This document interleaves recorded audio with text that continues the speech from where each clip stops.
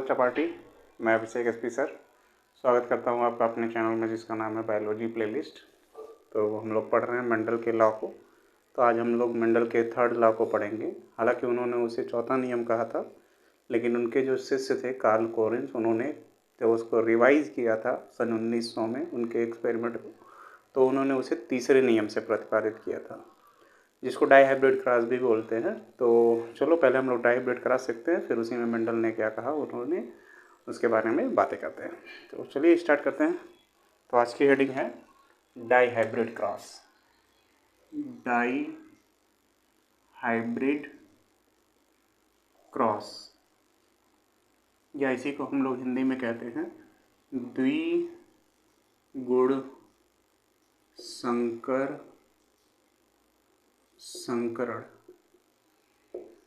इसको हम लोग क्या कहते हैं? द्विगुण संकरण।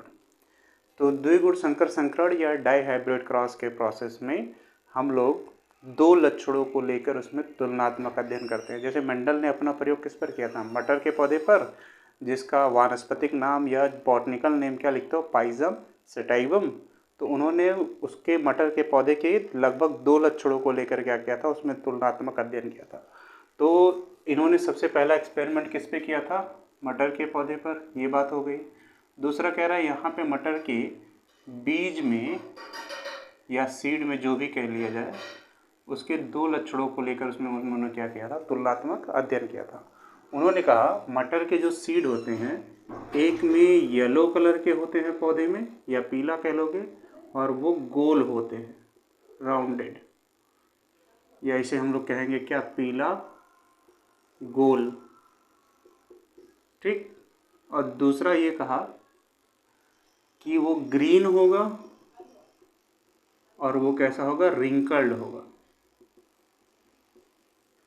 कहने का मतलब इसको हरा कह लेंगे हम लोग, और झुर्रीदार।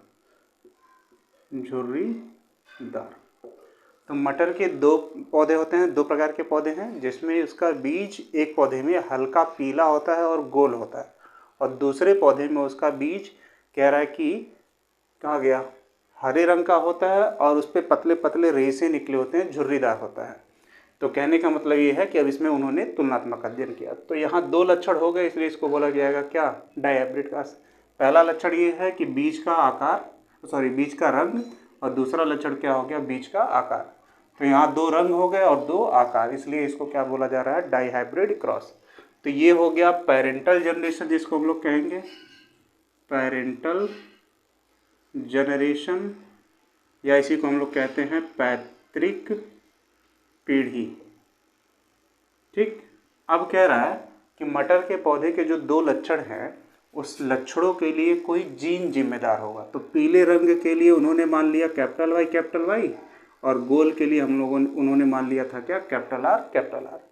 वैसे ही हरे के लिए उन्होंने माना क्या? स्मॉल वाई, और झुर्रीदार के लिए माना स्मॉल आर। तो कह रहा है कि मटर के पौधे के बीज हरे रंग के हैं, उसके लिए जो जीन जिम्मेदार है उसे कहा गया स्मॉल वाई, जो होमोजाइगस है, समयुग्मजी जिसको कहते हैं हिंदी में, दोनों एक जैसे हैं। और दूसरा कह रहा है कि वो झुर्रीदार है, उसके लिए जो जीन जिम्मेदार है उसे कहा गया स्मॉल आर, ये भी दोनों एक जैसे हैं, तो इसे कहोगे होमोजाइगस।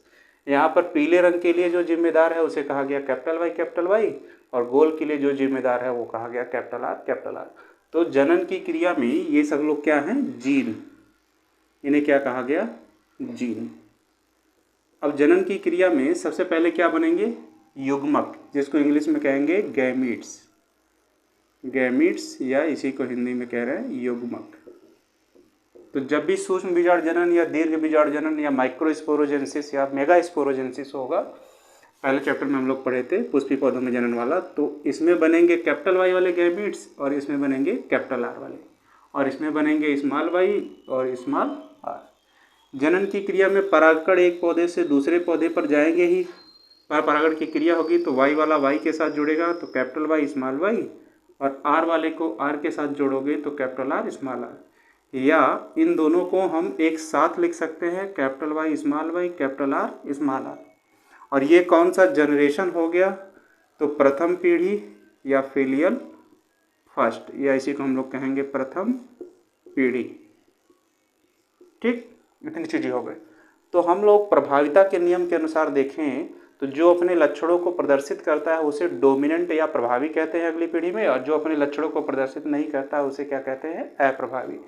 तो कैपिटल वर्ड को डोमिनेंट माना जाएगा और स्मॉल लेटर वाला जो वर्ड है उसे क्या माना जाएगा, रिसेसिव। तो जो अपने लक्षणों को नहीं प्रदर्शित करेगा उसे क्या कहोगे, अप्रभावी। तो स्मॉल वाई और स्मॉल आर दोनों अप्रभावी होंगे और कैपिटल वाई और कैपिटल आर दोनों क्या होंगे, प्रभावी होंगे। तो कैपिटल वाई माना गया है किसके लिए, येलो के लिए या पीला, और कैपिटल आर माना गया है किसके लिए, राउंडेड के लिए, या इसी को क्या कहा गया, गोल। कहने का मतलब ये है कि जब पीले गोल रंग के बीजों का संकरण हरे झुर्रीदार बीजों के साथ संकरण की क्रिया कराई जाए या तुलनात्मक अध्ययन किया जाए तो उसके द्वारा जो अगली पीढ़ी में बीज प्राप्त होंगे पौधों से, वो सभी बीज पीले कैसे होंगे और गोल। ये हो गया पहली पीढ़ी में। अब कह रहा है कि अगर इन पौधों में हम लोग स्वपरागण की क्रिया करा दें, कहने का मतलब इसमें हम क्या करा दें, सेल्फ पॉलिनेशन,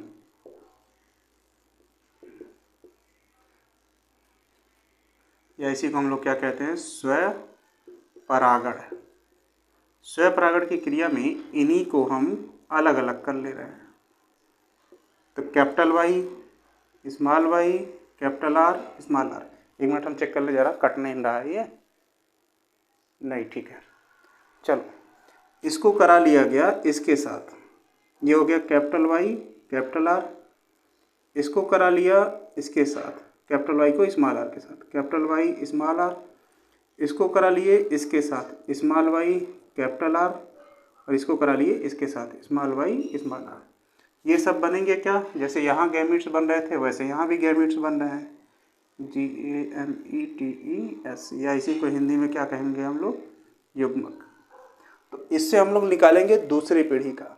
तो डाई हाइब्रिड क्रॉस की क्रिया में या द्विगुण संकर संकरण की क्रिया में पौधे के दो लक्षणों को लेकर इनमें तुलनात्मक अध्ययन किया जाता है, जिसमें मटर के पौधों के दो लक्षणों को लिया गया और मटर के पौधे में किसकी तुलना की गई, बीजों के रंग में और बीजों के आकार में।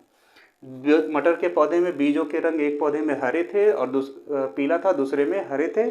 पीले रंग के जो बीज थे वो गोल थे और हरे रंग के जो बीज थे वो कैसे थे, झुर्रीदार थे। पीले रंग के बीज के लिए जो जीन जिम्मेदार है वो हो गया कैपिटल वाई, गोल के लिए कैपिटल आर, और हरे रंग के जीन के लिए जो जीन जिम्मेदार है वो स्मॉल वाई, और झुर्रीदार के लिए स्मॉल आर।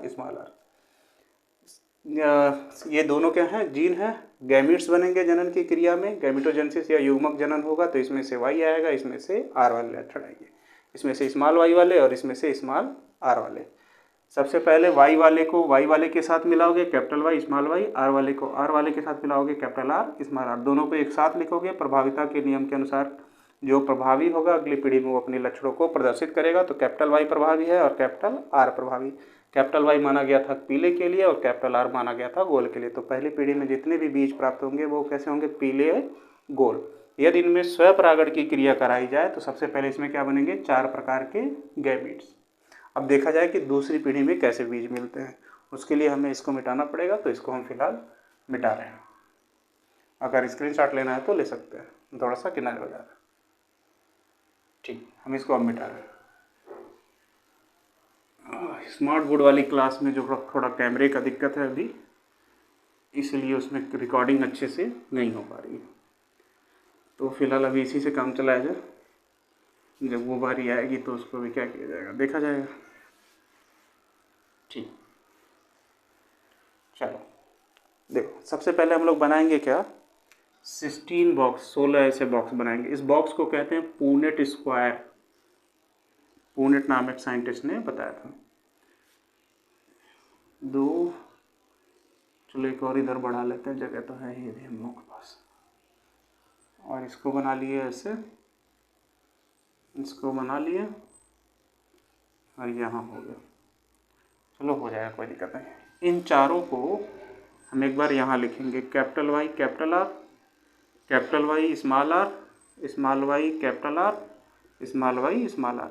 और इन्हीं चारों को इधर भी लिखेंगे, capital Y capital R, capital Y small R, small Y capital R, small Y small R. फिलहाल इसकी ज़रूरत अब है नहीं, तो इसको हम हटा रहे हैं। देखो भरना कैसे है इसको, मतलब रिप्रोडक्शन कैसे कराओगे। वाई को वाई के साथ, आर को आर के साथ। तो यहाँ से वाई, यहाँ से वाई, दोनों क्या हो गए कैपिटल वाई। यहाँ कैपिटल आर, यहाँ कैपिटल आर, दोनों क्या हो गए कैपिटल आर। तो इसका इसके साथ हो गया। अब इसी को इसके दूसरे वाले के साथ, यहाँ कैपिटल वाई और यहाँ भी क्या हो गया कैपिटल वाई, यहाँ कैपिटल आर और यहाँ से स्मॉल आर। इसी को इसके साथ, यहाँ से कैपिटल वाई, यहाँ से small Y, capital Y small Y, यहाँ कैपिटल आर, यहाँ भी कैपिटल आर। अब इसी को इसके चौथे वाले के साथ, कैपिटल वाई स्मॉल वाई, यहाँ पे कैपिटल आर, वहाँ पे small R, capital R small R. तो जैसे इसको इन चारों के साथ कराए हो ऊपर वाला, वैसे ही अब इसको भी इन चारों के साथ कराओगे। तो यहाँ कैपिटल वाई, यहाँ कैपिटल वाई, यहाँ स्मॉल आर, यहाँ कैपिटल आर। तो ये कैपिटल पहले लिखेंगे, स्मॉल बाद में। इसको इसके साथ कैपिटल वाई, यहाँ स्मॉल आर और ऊपर भी क्या है दोनों small R, capital Y small Y, यहाँ कैपिटल आर, यहाँ पे स्मॉल आर। तो capital R small R, capital Y small Y, यहाँ स्मॉल आर और यहाँ भी क्या है स्मॉल आर, तो दोनों स्मॉल आर। अब इसको कराएंगे इन चारों से। तो यहाँ कैपिटल वाई, यहाँ small Y, capital Y small Y, capital R. इसको इससे capital Y small Y, capital R small R. इसको इससे स्मॉल वाई कैपिटल आर। इसी को इससे small Y capital R small R. अब इसको इससे capital Y capital R small R. इसी को इससे कैपिटल वाई और दोनों क्या हो जाएगा स्मॉल आर। इसी को इससे small Y capital R small R और इसी को इससे स्मॉल आर। अब पहले वाले में हम लोग क्या देख रहे थे, पहले एक बार ऐसे आया था capital Y capital R small R. तो स्मॉल लेटर क्या था अप्रभावी और ये दोनों कैसे थे, सॉरी ये कैसे थे कैपिटल लेटर प्रभावी। तो इसलिए इसको हम लिखते थे क्या पीला गोल। तो वैसे ही यहाँ पर भी हमको पहले और तीसरे से फिलहाल मतलब है, ठीक। तो कैपिटल वाई माना गया था येलो के लिए, कैपिटल आर माना गया था राउंडेड के लिए। हम लोग पहले लिखे थे ना इसको कैपिटल वाई कैपिटल आर। तो इसको कहे थे हम लोग क्या येलो और इसको कहे थे हम लोग क्या राउंडेड। और स्मॉल वाई जिसको हम लोग कहे थे ग्रीन और स्मॉल आर इसको हम लोग कहे थे रिंकल्ड। यही कहते हैं। इसी हिसाब से हम लोग यहाँ भी चलेंगे। देखो यहाँ कैपिटल वाई है पहला, तो कैपिटल वाई के लिए क्या लिखोगे येलो, और तीसरा क्या है कैपिटल आर, तो इसको हम कहेंगे राउंडेड। यहाँ पहला कैपिटल वाई और यहाँ कैपिटल आर, तो इसे भी क्या कहोगे येलो और तीसरा कैपिटल आर तो राउंडेड। यहाँ भी वही होगा येलो, क्योंकि पहला कैपिटल वाई है और तीसरा कैपिटल आर, तो कैपिटल आर किसके लिए है राउंडेड के लिए। यहाँ भी वही है येलो राउंडेड, ठीक। यहाँ पे भी वही है येलो राउंडेड। यहाँ बदल गया, ये कैपिटल वाई है तो इसको हम लोग क्या मान लेंगे येलो, और स्मॉल आर है तो स्मॉल आर के लिए हम लोग मान ले हैं क्या रिंकल्ड। ये हो गया येलो और यहाँ भी वही है तो इसको हम लोग क्या मानेंगे राउंडेड। ये हो जाएगा येलो, यहाँ स्मॉल आर है तो स्मॉल आर को हम लोग क्या माने हैं रिंकल्ड जोड़ीदार। ये हो जाएगा येलो क्योंकि पहला स्मॉल वाई और तीसरा कैपिटल आर तो राउंडेड। ये भी क्या हो जाएगा येलो राउंडेड। ये क्या हो जाएगा स्मॉल वाई, स्मॉल वाई माने हम लोग किसके लिए ग्रीन के लिए। ये हो जाएगा ग्रीन, कैपिटल आर है तो राउंडेड। ये भी हो जाएगा क्या ग्रीन राउंडेड।